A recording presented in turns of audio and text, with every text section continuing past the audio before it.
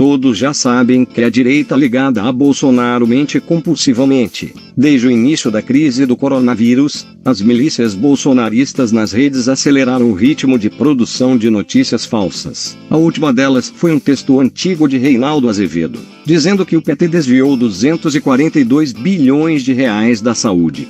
O texto foi tirado de contexto ao dizer que foram desviados 242 bilhões de reais da saúde. Reinaldo não estava falando sobre corrupção. O texto fala sobre a chamada desvinculação de receitas da União, um mecanismo que existe desde o governo Fernando Henrique Cardoso. E a chamada DRU está definitivamente no centro das atenções aqui na Câmara. Saiba agora o que é exatamente a tão falada desvinculação de receitas da União e veja como estão as discussões sobre este instrumento que até o ano passado dava mais liberdade para o governo gerir seus gastos.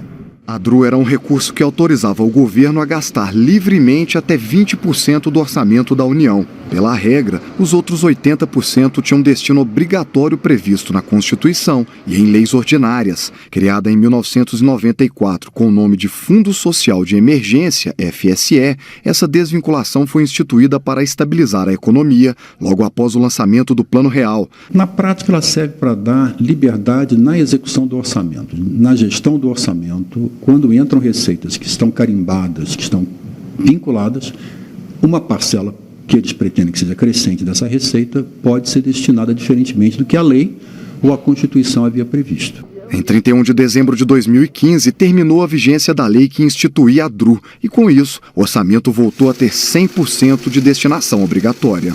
Por isso, o governo espera a aprovação de uma proposta que institui a DRU novamente até o fim de 2023. Tem uma última informação que acabou de chegar, antes de encerrar. Chegou agorinha de Brasília, o Senado acabou de aprovar a desvinculação de receitas da União até 2023. É isso que a gente sempre chama de DRU. O que o texto não conta é que mesmo com a desvinculação, o orçamento da saúde saltou de 28 bilhões de reais no último ano do governo Fernando Henrique para 106 bilhões em 2014.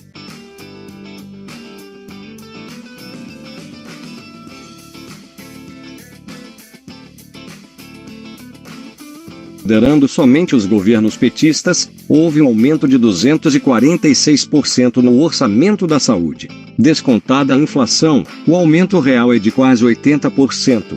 Outra notícia falsa que circula atualmente diz respeito ao custo dos estádios para a Copa de 2014. Vamos comprovar com dados que não houve gasto do governo federal na reforma dos estádios. Os estádios pertencem em sua maioria aos governos estaduais e foram esses governos que gastaram dinheiro para a execução de obras. Também existem alguns poucos estádios privados, como a Arena Corinthians e o Beira-Rio. Em todos os casos, a única participação do governo federal foi a concessão de empréstimos por meio dos bancos públicos. Praticamente a totalidade destes empréstimos tem sido pagos em dia. Mais importante que isso é entender que os estádios da Copa custaram cerca de 3 bilhões de reais. O orçamento da saúde em 2020 é de 125 bilhões de reais. Ou seja, os gastos com a Copa do Mundo no Brasil não afetaram de maneira relevante o orçamento da saúde. É mentiroso dizer que a situação dos hospitais hoje estaria diferente caso a Copa não tivesse ocorrido. Também é importante lembrar que o Brasil recebeu milhões de turistas estrangeiros em 2014, que gastaram só na época da Copa US$ 1,5 bilhão na nossa economia. Resumindo, o impacto fiscal da Copa do Mundo foi próximo de zero. Poderíamos também falar sobre as grandes obras de melhoria em aeroportos e trens nas grandes cidades, que só saíram do papel em função da Copa.